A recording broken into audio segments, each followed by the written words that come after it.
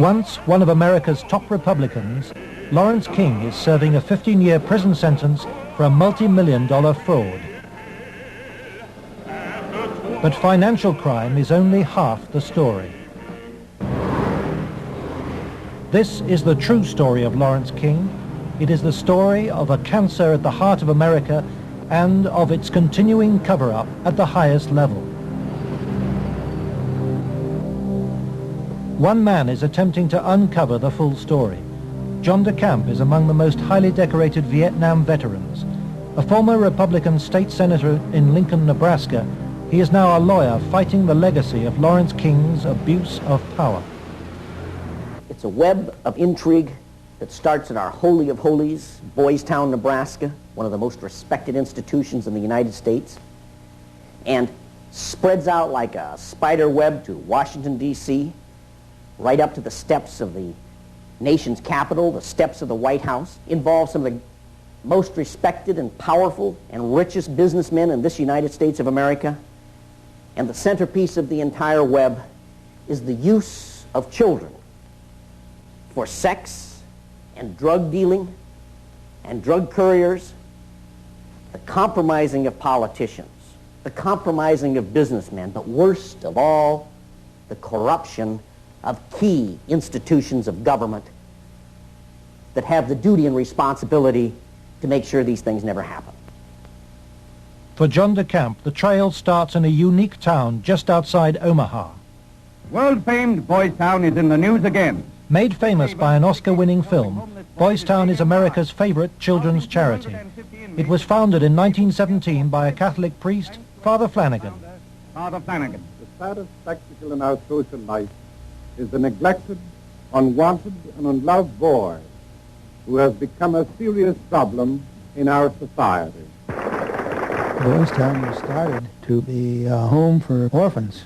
That was after World War I. And since then, society has changed and the problems of boys have changed. And so now it's a question of taking care of homeless, abandoned, neglected, abused boys, and now girls also. Boys Town has been granted the privileges of an incorporated town, a Catholic diocese, and a school district for 500 children. Boys Town has cash reserves of $500 million, but still raises up to $35 million annually, solicited from the public by begging letters and promotional videos. I'm Father Val Peter, the caretaker of Father Flanagan's Stream and the executive director of Boys Town. Does Boys Town really exist, people ask me? You bet it does. Located in the heartland of America, Boys Town youth have come from many backgrounds and locales. As they graduate, they shall seek new adventures and head for different places. But always, they shall carry with them the spirit of Boys Town. If you'd like to help Boys Town, send your tax-deductible gift to Father Val Peter, Boys Town, Nebraska, 68010.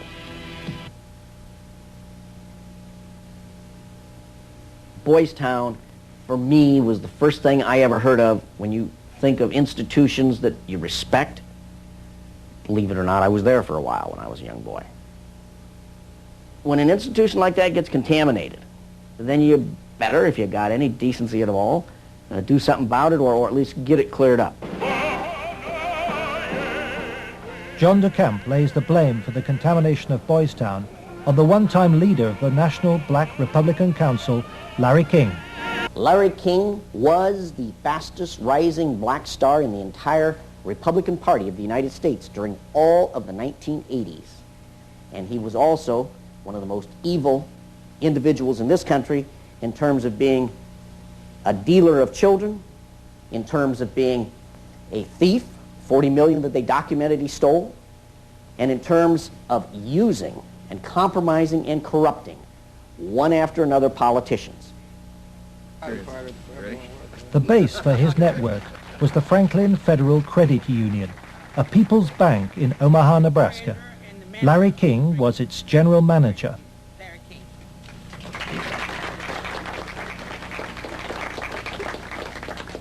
Thank you. This is especially an exciting day for me. Mr. King was a very charismatic person. When he came to the credit union, he was brought in because the credit union was actually failing. He did everything to build the credit union. King courted the leaders of Omaha's wealthy business district. Banks, industry, and charities placed millions of dollars in King's hands. From 1979, Larry King developed close commercial ties to Boys Town, and Boys Town youngsters were sent to work for his companies. Boys Town had quite a few accounts at Franklin Credit Union. Those were considered very valuable accounts. They were handled exclusively by the bookkeeping department. But on the average of once a month or once every 2 months, we always seemed to incorporate a person from Boys Town. But King used Boys Town not just as a source of young boys for his business. He prostituted them at sex and drug orgies. Paul Benassi was a victim of King's abuse. He was also sent by King to lure Boys Town youngsters off campus. We used to just drive around and go up toward the home. That's when we used to do some of the scavenger hunts with picking up some of the kids. You know, just kind of win their confidence, become friends with them for a while. Start inviting them to the parties. The kids were 10 years old or older. In 1986, King's plundering of Boys Town was reported by staff to its chief executive, Father Val Peter. Subsequent testimony proves that he carried out his own investigation, but that King's victims refused to talk to him. Monsignor Hupp now blames himself for Boys Town's association with Larry King. Well, in retrospect, I regret having any association with Larry King. Had I known it at the time, it would never have happened. Could you understand why a very detailed report from a social worker employed at Boys Town, identifying children and identifying their alleged abusers, never saw the light of day? Nothing happened with that. No, I couldn't understand that, because had I known that, I wouldn't put up with that. But is that something like that happened? I don't know of it. Nebraska has a very clear statute that child abuse allegations should be reported to authorities. They shouldn't be reported to the principal of a school, director of a facility. They should be reported directly to either Child Protective Services or law enforcement. And so Larry King remained free to feed his pedophilic parties with child victims. But in 1988, a routine review brought King's involvement with Boys Town youth to the attention of Nebraska's State Foster Care Review Board. In the information presented to the Foster Care Review Board, either via the telephone reports, the personal reports, or the reports we reviewed, Larry King's name was consistently present as someone that the youth were making allegations against. So I would say we handed over at least a foot-high amount of material to authorities, and nothing happened. Omaha police now accept that Larry King may have been abusing children. Good morning, Roberta. Good morning, Steve. But its most senior officer claims the evidence was not conclusive. It is certainly possible that Mr. King was involved in illegal acts with children. If there was sufficient evidence of those types of allegations, he would have been prosecuted by the county attorney's office. For me, it was very clear that the case was not investigated and not pursued because of the alleged perpetrators. Those perpetrators, named by the children, were some of the richest and most influential citizens in positions of power in the state. Men prominent in industry, politics, the media, even the police. We can only name the ringleaders. Besides Larry King, they were department store millionaire Alan Baer and the celebrity columnist of Omaha's only newspaper, the World Herald, Peter Citron. With the judicial system apparently paralyzed, Larry King spent Franklin's money on courting political influence. $10 million went on jewelry, flowers, and private planes. He cultivated contacts in the inner circles of Ronald Reagan's White House. At his palatial homes, 3 in Omaha and 1 in Washington, D.C., he held extravagant parties for the influential and powerful. His lavish spending bought him a protected life. Larry King was constantly heralded, cheered, applauded in the news media as the great businessman that's helping the poor people, the black community of Omaha. But King's extravagance attracted the attention of the Internal Revenue Service. As a result, on April the 11th, 1988, the Franklin Credit Union was raided and closed by the FBI.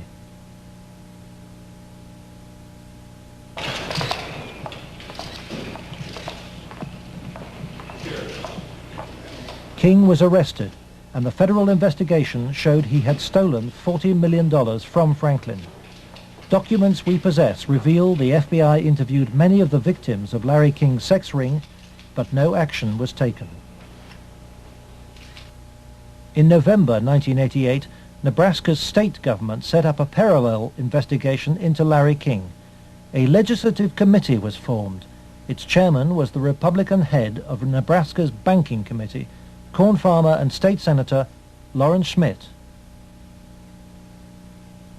Immediately, anonymous threats began.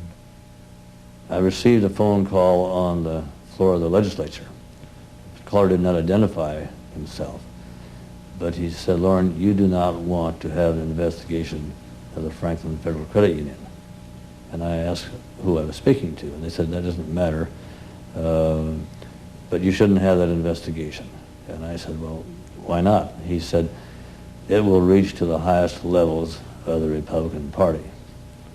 And we're both good Republicans. Undeterred, the committee began their investigations, and the money trail led quickly to the original allegations of child abuse. Carolyn Stitt was one of the first to testify. The night before we testified before the legislative committee, I did receive a phone call at home that said, "If you speak, you won't live to regret it." To protect the inquiry, Schmidt's committee hired special legal counsel and full-time professional investigators Gary Caradori and Karen Ormiston. I said, "We do not want you to bring to the committee rumors, innuendos, nothing that cannot be backed up with facts." I said, "Bring to the committee that which we can take to a prosecutor." The investigators found new victims of King's pedophile network, many on the streets of Omaha. The picture they built up was of a large ring of rich and powerful pedophiles, many named the same men as those involved with the Boys Town cases 3 years earlier. They were telling us about prominent people in Omaha and elsewhere that were abusing children at parties.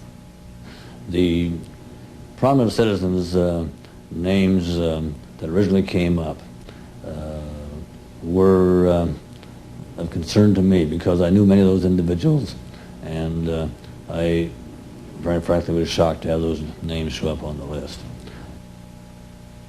To provide the committee with hard evidence, the investigators recorded their new witnesses on videotape. Paul Benassi had been the victim of abuse since he was 8. He was present at many of Larry King's sex parties. Caradori traced him to the county jail. He had been convicted of fondling his young cousin. Who were some of these people that would come to these parties? Larry King, Peter Citron once in a while. He didn't seem like he was like other people. Media personality Peter Citron procured some of his victims from Boys Town. The kids he liked were mainly around the age of probably about 8 and 13. It was mainly fondling and oral sex with them. He did have some anal sex, but he usually did that with the older kids. The parties involved ever more sadistic abuse.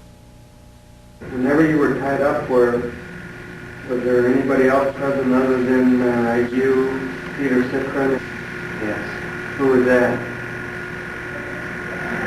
It was Alan Bear sometimes.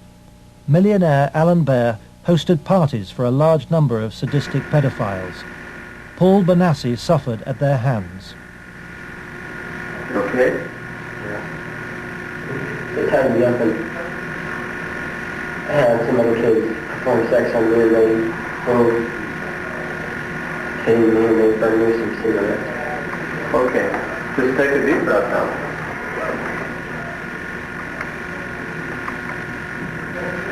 And cross with Troy Bonner. Troy Bonner would tie you up? I was there. Troy Bonner was found by the investigators and his videotaped testimony taken under oath. I was shocked when I walked in. There was a kid, I would say about 15 years old, out in the middle of the room. One guy was standing in front of him. He was bent over, and the other guy was like reaching under him, playing with his nipples, while a guy whom Jeff told me was a police officer shoving beads up his rectum.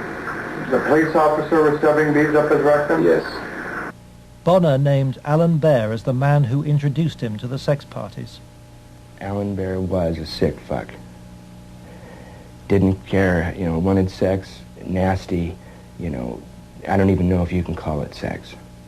Everything, from just, touching to fruit, squash, huge squash, that big around, stuck into your ass, heat things, hot things, poked at you and stuck in you. But the center of the child sex ring was Larry King. Larry King was the same kind of sick fuck Alan Baer was, except Larry King was more violent, more sure of himself. I got those scars on my arm one night at a party where Larry King, wanted to see how strong a man we were or something, and have us push our arms together, and then you'd light cigarettes, and as soon as you get burning, you just drop them down between your arms and, let it burn. And they made us stand there naked and touch each other while holding our arms together and burn cigarettes where, it's on film someplace. They filmed it, burning, I would, see him fuck a 10-year-old boy in the ass, until he bled and, just pull out and stop and, push him down, and then go out and, meet with decent people. King would also provide underage girls for abuse. Alicia Owen told the investigators she was 15 when she attended her first party, introduced by a Boys Town boy. Caridori discovered her in jail where she was serving a sentence for passing bad checks. I met some guys there that were from Boys Town, and it was at that party that I met Larry King. At the time that I met Larry King, I did not know that he was Larry King. I had met him. That was the first time I'd ever met him. Larry King and Alan Baer frequently hosted the child sex parties in penthouse apartments at the Twin Towers luxury block in Omaha. A lot of it was me handcuffed with my hands behind my head and my feet tied and doing different things. What do you mean? Sometimes there'd be a guy straddling over my face. Okay. Most of the time, Larry King took pictures quite a bit during that time. I know it's difficult. I don't know. Okay. And I think I could have said no. Okay. But I don't know. Okay. And Alicia, you're a victim. And with the young age, let's go off camera for a minute. We were appalled. Appalled. I don't even know if it comes across on the video, the way it came across to us in person. It was incredible. It's incredible what these kids went through, I think. Larry King was also here. He came in and we drank and did cocaine. I didn't do much. He turned me on to it, Larry King did. Drugs was a strong part of how they got control of some of the kids, because that's what some of the kids were there to get. They would do the sexual acts and then be provided with cocaine or whatever type of drug they wanted. Heroin, you know, I don't know, but that was my drug of choice, you know. Till this day, I remain an addict, you know. And those of us that didn't like to be involved and didn't want to be involved were threatened. Oh, so and who would do these threatening remarks? Larry King. Do you think Larry King personally did? I mean, I think he did. And when they threatened, you know, that I can go find somebody that will kill you, and it will kill your family, he didn't tell anybody. Larry King was, I would say, the center of transporting the children around the country. The airplanes were usually in his name, at least in his name. They were paid for by Larry King. We met them in Pasadena. Met who in Pasadena? We met, Larry King was there. There was 3 boys that I had seen at one of the receptions at the French Cafe were there. And I'm almost positive they were Boys Town boys. Almost positive. They were there. You mean graduates of Boys Town or present? I think they were present because they were young. Well, how would they get away for a long period of time? I have no idea. Okay. Boys Town came up frequently during the investigation, but we found it very difficult to get information about Boys Town. I was not able to find any information on my visit there, and Mr. Caradori could not get information either. Boys Town today remains unwilling to discuss its involvement with Larry King. We were banned from filming at Boys Town, and its public affairs officer refused any interviews. I would have to give you a flat no. I'm just going to tell you at this point that we will not participate with you. We have no interest in talking to you folks. It's something that we don't even care to delve into.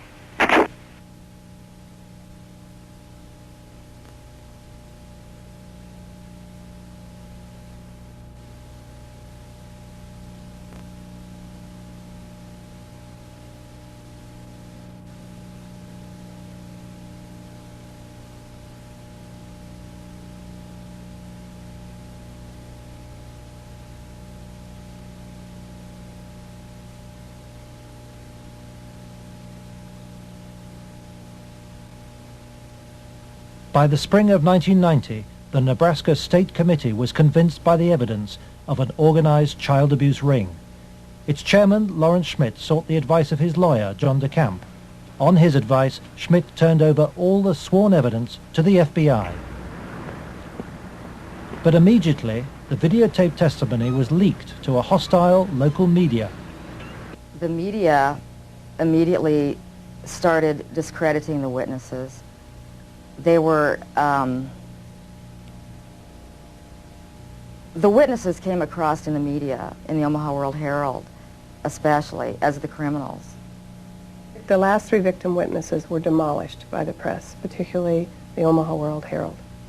The paper never looked for information that would support any of the allegations. The whole purpose of the stories was to destroy any credibility that these youth may have. I've heard that people said that Gary Caradori coached me and that he told me what to say, but the fact was I didn't meet Gary Caradori until way after I'd already talked to the Omaha police about the abuse and had named all the same people. Paul Benassi maintains that neither the FBI nor the Omaha police took his allegations seriously. And they didn't ask me very much about Larry King or even Alan Bear at all. They treated the allegations that I made about the people who abused me almost like a joke. The stories were of such significance that the investigators first wanted to prove the accuracy of the stories. As they said about the investigation of the three, initially three, and then a fourth person who were telling the stories, as the investigation developed, it became obvious to the investigators that the information was not accurate, that in fact it was an entire conspiracy of allegations, none of which had any truth to them. I was very disappointed with the way the FBI and law enforcement treated the victims. They, in fact, turned them into the offenders, so to speak. And instead of taking the evidence that was delivered to them by the victims and interrogating the persons whom the victims identified, they seemed to bear down and try to get the victims to change their story.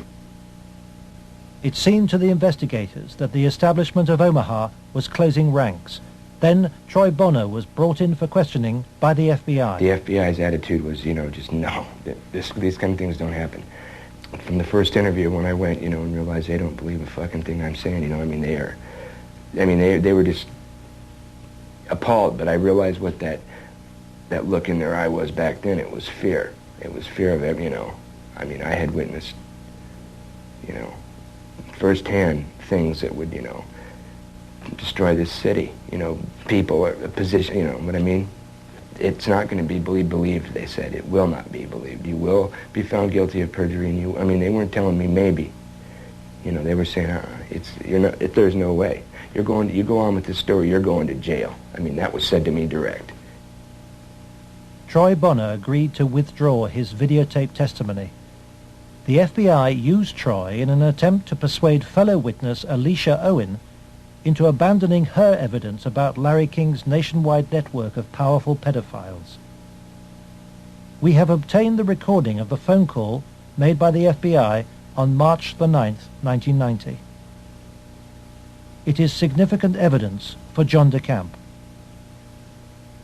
This is Special Agent Michael F. Mott. Following will be a consensually recorded telephone call between Troy Bonner and Alicia Owen. Hello. Hi. Hey, what's going on? I'd like to ask you that. Talk to me. No, you talk to me. I don't understand why you're lying. Why are you lying? What are you talking about? That's what I'm asking you. You're calling me why I'm lying? Yeah. You concocted this whole thing, Alicia. You're full of shit. Either tell me what's going on. You're full of shit. Hey, look. Who do you have listening on this line? I have nobody listening to me. I'm listening to you, and I'm hoping you give me some fucking answers. I'll be honest with you. I don't know what kind of game you're playing. I'm not trying to play a game. I'm not going to go to jail for you. And that's what's going to happen. Why would you go to jail? Jail for telling the truth? No, jail for lying. What have you lied about? I haven't lied. Okay, then, but why are... Listen, shut up. Listen to me. You're not out here being talked to them every day. The pressure's kind of hard. You literally have to have bricks for brains to take on the FBI in this country. And that's exactly what you'd have to do this properly. They now, in my opinion, in my investigation, are the architects of the cover-up. We asked the FBI in Omaha for an interview about its investigation of the Franklin scandal. Larry Holmquist with the FBI here. We feel it would be inappropriate for us to comment. We work this with the Omaha Police Department, and we just don't feel it would be appropriate for us to make comments.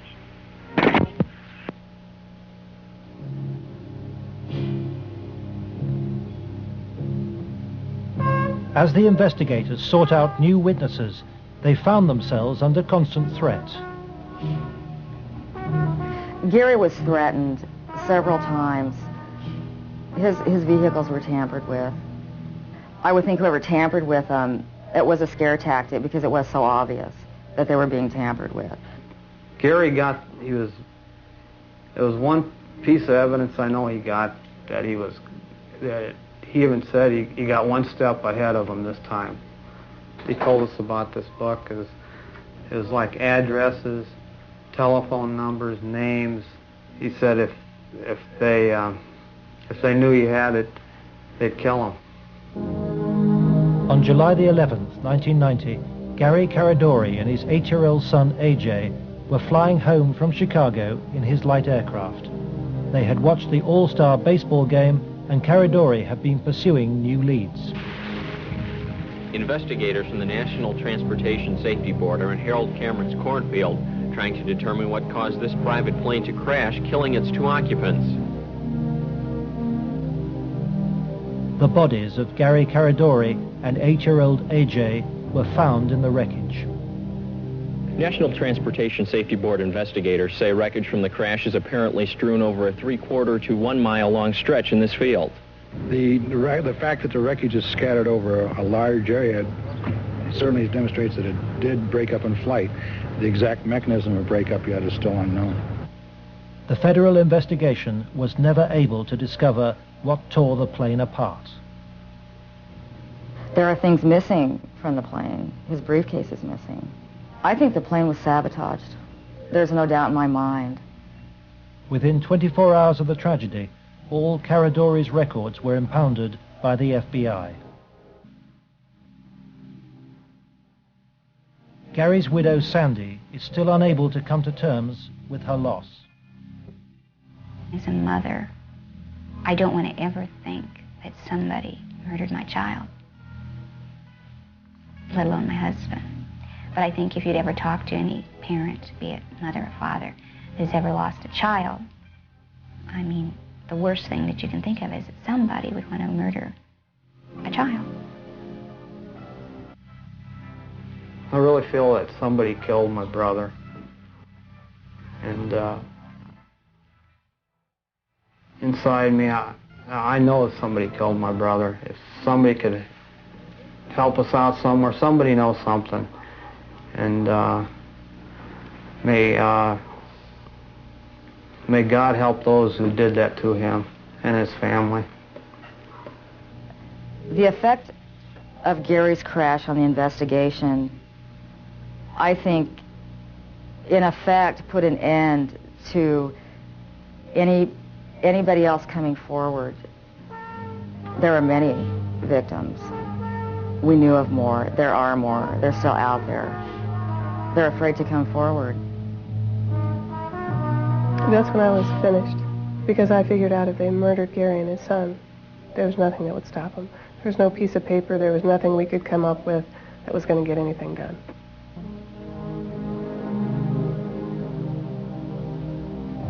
But Gary Caradori's death pricked Troy Bonner's conscience. He promised Sandy that he would tell Senator Schmidt's committee about the FBI's pressure which led him to lie. I set the record straight. I was, going to do it. And would, the truth would come out, and somebody would be held accountable for his death. And then at the funeral I had seen, FBI guys, and they looked at me. I was supposed to meet Senator Labetz and Schmidt for lunch after the funeral. And, that's when I decided, I told my mom, we're not going to do the lunch. We're going to hightail it out of Lincoln now. Troy Bonner claims that pressure from the FBI and with the assistance of the county attorney's office in Omaha led him to swear a new statement claiming that he and Alicia Owen had concocted the entire child abuse story. He told this story to the grand jury formed to bring any charges. On July the 23rd, 1990, the grand jury issued a bizarre and contradictory report. It indicted Larry King for fraud and embezzlement and ruled that he had paid young men for sex, but dismissed allegations about his sex ring. It indicted Alan Baer for the serious offense of pandering for sex, but rejected evidence linking him to King or to Citron, whom it noted had been convicted of separate child molestation charges. It accepted that Troy, Alicia, and Paul Bonassi had been abused, but not by the people they identified. And for refusing to withdraw her evidence, it charged Alicia Owen with perjury.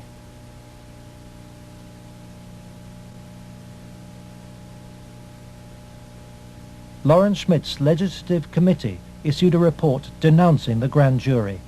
Schmidt acknowledges that the system failed both the victims and him. I had, I think, as distinguished a record as anyone could put together in 24 years. I was told that would be curtailed, and it was. I was told I'd have financial problems, and I did. The message was not lost on most politicians in Nebraska. I think the message that was delivered was, if any legislative committee ever tries to conduct a thorough investigation again, the same thing will happen.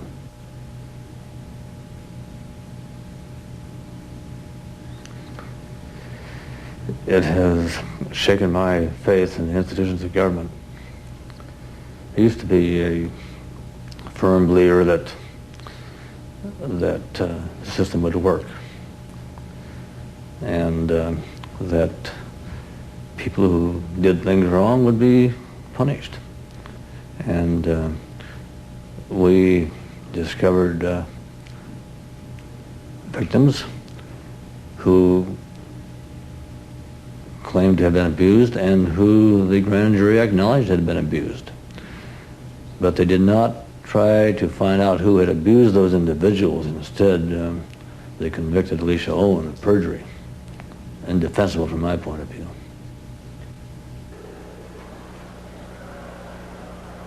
The trial took place in July 1991. Troy Bonner testified that the child abuse story had been an invention. As a result, Alicia Owen was sentenced to between 9 and 25 years in prison.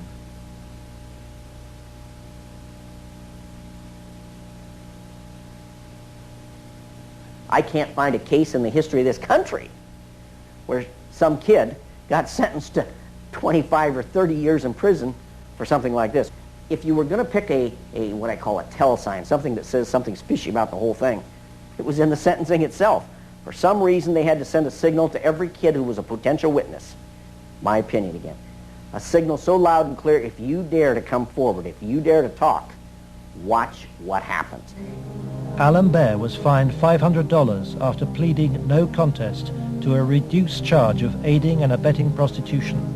Peter Citron served 2 years of a 3 to 8 year sentence. Thanks to Troy Bonner's lies, Larry King never faced child sex charges. For the $40 million fraud, he was given a 15-year sentence, 10 years less than Alicia Owen. I feel really sick. I should be taken out and shot for doing that. And if that was to happen, I would go willingly.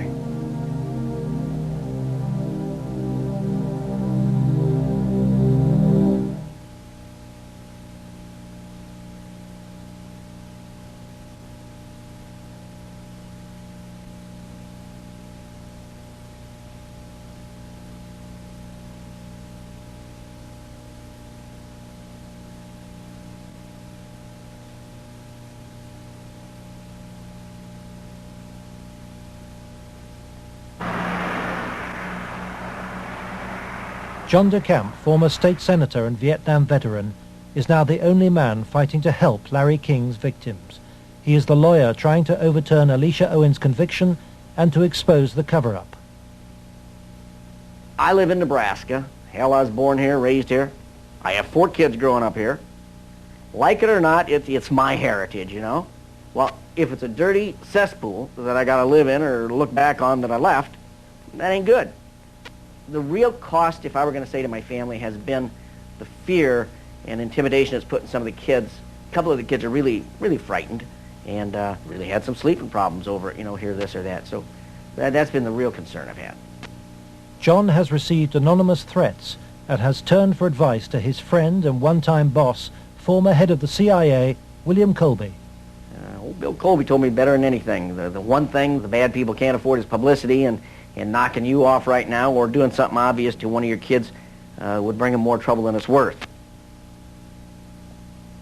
I said, you have to consider the possibility of some danger to not only your reputation, but to your person. I mean, people do react rather violently to some kinds of charges, or particularly if they're true, there's more apt to be a negative reaction than if they're false. If they're false charges, then they can be reacted to in a normal way by a libel suit or whatever. But if there's truth in it, there can be a danger in that situation. We've seen that happen in other cases.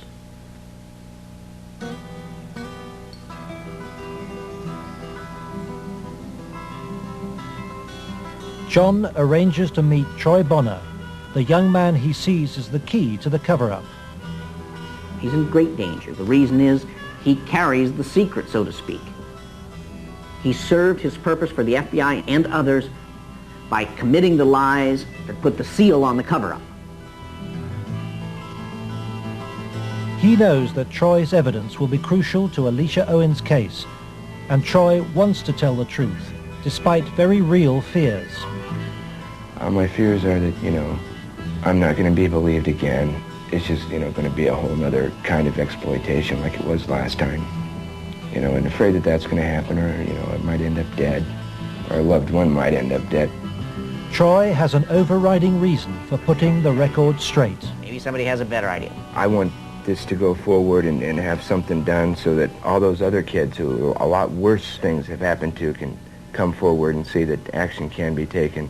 You have to, if you want to protect yourself and your life and your family's life, both now and particularly in the future, is to use the institutions of government that have been set up to protect you and make them work. That means you go into federal court, you go after the people that have done this cover-up, and you expose it so there's no longer any percentage on their part in eliminating you because the secret's out. Yeah, that's why we're here today, to let it out. John's advice to Troy to tell the truth in court puts him at risk of prosecution by the county attorney's office. Potentially, they could decide to charge him with perjury, because now he is telling that they forced me to lie. I did lie at Alicia's trial. I did lie before the grand jury. I did it because the authorities were forcing me to do it, and I was scared for my family. Potentially, they could charge him with perjury this time. Troy's appearance in court will keep Alicia Owen out of prison. She's on bail while DeCamp appeals against her perjury conviction. As her hearing approaches, vital new evidence emerges. Alicia claims that some of Troy's videotaped testimony was withheld from the grand jury which indicted her. The tapes that were shown to the grand jury had been edited. Everything that matched Troy's statement Was shown them. that matched mine 'Cause I know it's was raised. edited out. And I think maybe one of the things we want to do is show the judge specifically where these, little 5-minute segments of, look, this tape says this, and then show him it isn't in this tape, and this is the tape the grand jury saw. I'm going to attempt to get these tapes, and we'll see what happens next. But to obtain the tapes, DeCamp must approach some of the very officials he has accused in court of being involved in the cover-up, the county attorney's office which ran the grand jury.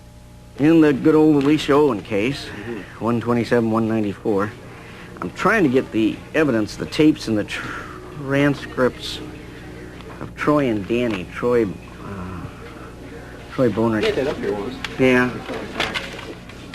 It's up at the county attorneys. They have all the bills up there. Oh. Robert. Let me guess, Robert Siegler has them. Robert Siegler is the prosecuting attorney trying to send Alicia Owen back to prison. After lengthy negotiations, DeCamp emerges with the tapes the grand jury never saw. I went with $4,000. I got $4,000 of cocaine. Okay, and what airline?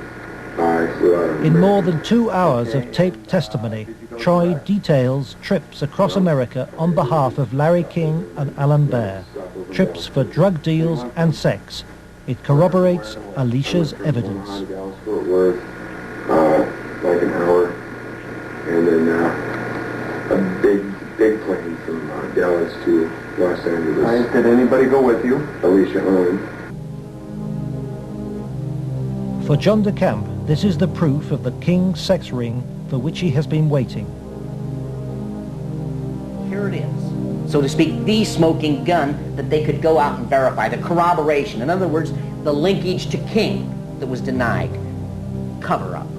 Organized, planned, deliberate cover-up. The courthouse, Wahoo, Nebraska. The hearing begins.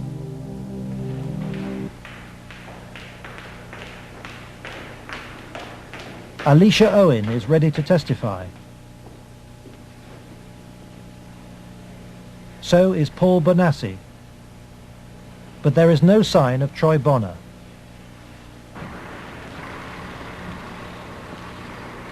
DeCamp discovers that Robert Siegler has sent the young man a subpoena.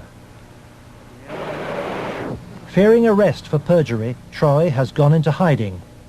DeCamp is without his most vital witness.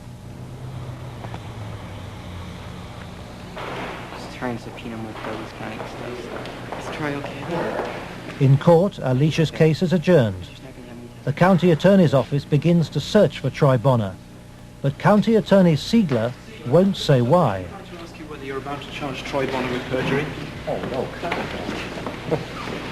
Every victim witness who stepped forward in any way, or even was a potential witness that somebody heard about, has either been killed, put in jail under some theory or other, terrified or run out of the state, discredited.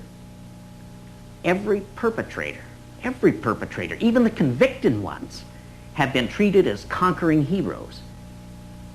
Peter Citron lives in the same house where he abused many of his young victims. Alan Baer lives in the most exclusive part of Omaha.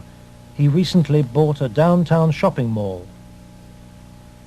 Many of the other abusers named by the children have risen within Nebraska's state government and legal system and within the Republican Party. Obviously, the FBI was protecting something a lot more significant than a bunch of old pedophiles having improper relations with little boys. They were protecting something a lot more significant than a bunch of drug peddlers. They were protecting, in my opinion, they were protecting some very prominent politicians, some very powerful and wealthy individuals associated with those politicians and the political system, up to and including the highest political people in this entire country.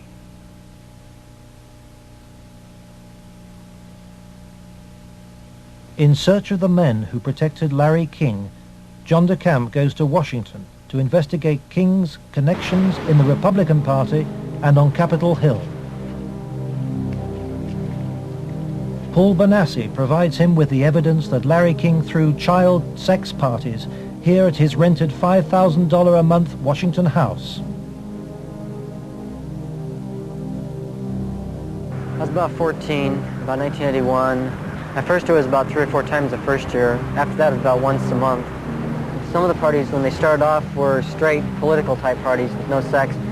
And then when some of the men had left, some of the politicians had left, the ones that had planned on engaging in some type of sexual activity, that would come after the party. Some of the kids would be held downstairs in some of the rooms where if they acted up or if they started freaking out because of the drugs that they were on, they'd put them in a room that they couldn't get out of, and they would lock them in. What kind of drugs? Anything you wanted: cocaine, heroin, speedballs. You're telling me those speed. things were at these parties where you had Larry King and prominent politicians? Yes. Were they readily available to anybody at the party?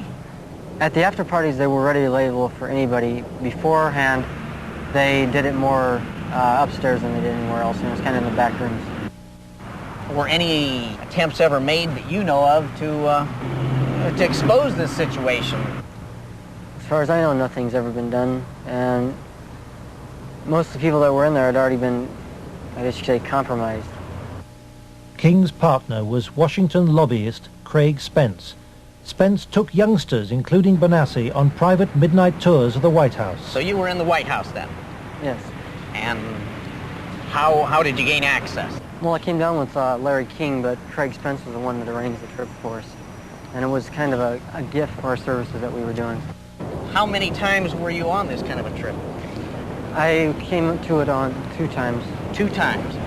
And were you used for sex on those occasions? Not until after we left. After you left the White House? Yeah.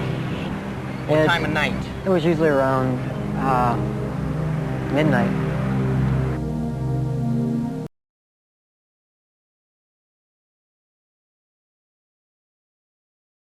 For me, it was just kind of weird being in the White House at that time of the night and getting to go into places that the guy was telling us that nobody gets to go to. I mean, I seen rooms in there that I'd never even heard about. And Craig Spence and Larry King had a couple of groups. One was called Bodies by God, and they had the Call Boys, and there was another group that was started by Larry King, which was called the Golden Boys, which was kids that were usually under the age of approximately 10. Spencer's callboy network was investigated in 1989 by reporter Paul Rodriguez of the Washington Times. We had uncovered a series of allegations from some minors, and it led me to a callboy operation. It sure fits with, this boy Paul Benassi. And he tells a tale of being brought to the White House on occasion, kind of as a reward for the kid. Craig Spence's dad, he committed suicide. He had advanced stages of AIDS. He was an AIDS carrier and he killed himself. This was the thing that always bothered me. They claimed it was the largest male prostitution ring in the city that they've ever had uncovered. It was $1 million a year minimum. Yeah. And yet they only prosecuted the operator, Henry Vinson, and 3 of his lieutenants, as it were. Mm-hmm. They never went after any of the Johns or the clients. This operation claimed to have clients that ran from the White House to the Capitol Hill to the State House to the churches within the media. Exactly what Paul describes as the people he was with. And a lot of the stuff led there, but we couldn't quite nail it at all cases because, again, to accuse someone of high stature, you've got to be very careful. I understand. We were able to do it through the mother lode was provided us credit card receipts and canceled checks, and then lists of the clients. The prosecutors knew all this stuff. There was approximately 20,000 documents they had. They sealed the entire record by court order, and we've attempted on several occasions to unseal that, and we've been told it'll be a cold day in hell before those records ever get unsealed. And it makes me wonder what's in those records. Yeah.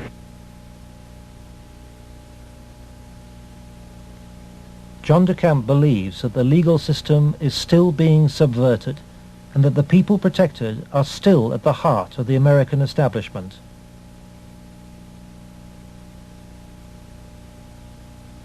He hopes that this program will expose a serious miscarriage of justice, but the opposition is formidable. It's beyond belief that arguably the most powerful person in the world, the President of the United States, in the form of Richard Nixon, could not prevent the investigation of Watergate, or that President Reagan could not prevent the investigation of Iran-Contra. And yet somehow this group of unnamed, unknown, anonymous individuals in Omaha, Nebraska have such power they can control and protect all of these people from being investigated. Those allegations are ridiculous.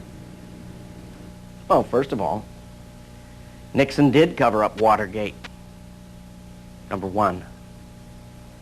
Bush did cover up Iran-Contra, at least officially. And Omaha has successfully covered up this situation. In each case, it was the press that exposed the problem. It wasn't institutions of government. They had been corrupted. They had been compromised. They were the ones doing the cover-up. The Attorney General is now involved. DeCamp's evidence has been passed by William Colby to a senior lawyer in the Justice Department. He did say that the Attorney General's office would be very sensitive to any charges of abuse of children, that this was a matter of considerable priority to the department, that this sort of thing not take place, and that they would assign an officer to look into the case. For John DeCamp, the story of Larry King's corrupt empire holds a dire warning for all America. If you can control about 3 or 4 key elements, you can totally own a state. You can make right wrong. You can make truth falsehood, falsehood truth. If you control the media, if you control the Justice Department, if you control the police, you own the system.